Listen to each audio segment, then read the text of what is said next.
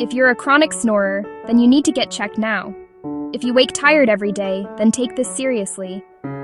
If your partner sees pauses in your breathing, you need a sleep study.